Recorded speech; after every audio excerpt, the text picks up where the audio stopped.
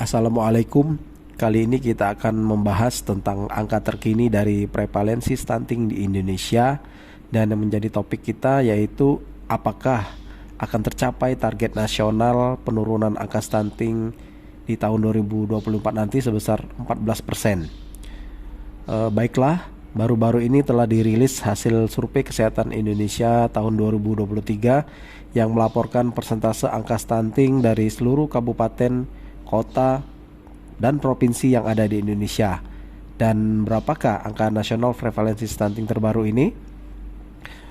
Sejak dikeluarkannya PP nomor 72 tahun 2021 tentang percepatan penurunan stunting, maka telah dilaksanakan survei nasional untuk melihat persentase angka stunting di Indonesia.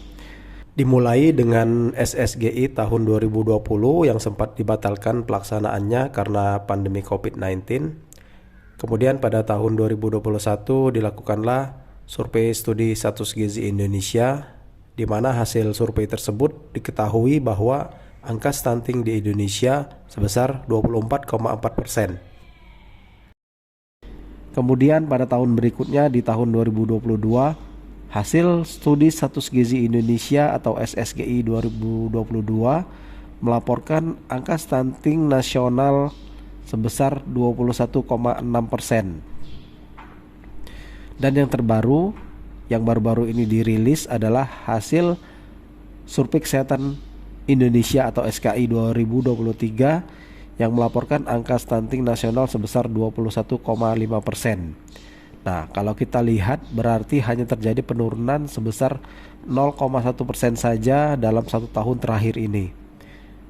Kalau kita melihat tren angka stunting setiap tahunnya memang terjadi penurunan.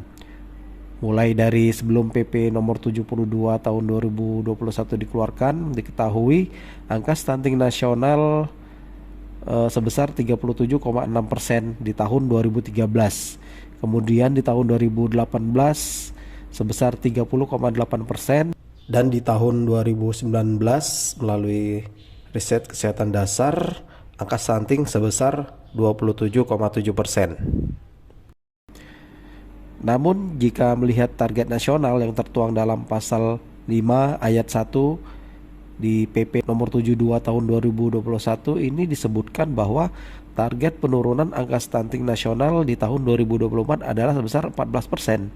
Artinya tinggal 1 tahun lagi atau 1 kali pelaksanaan survei lagi di tahun ini, di tahun 2024 ini, dan tinggal 1 tahun lagi kesempatan kita untuk menurunkan angka stunting sebesar 7,5%, dari 21,5 menjadi 14%. Apakah hasil laporan angka stunting Indonesia tahun ini bisa mencapai target yang telah ditetapkan?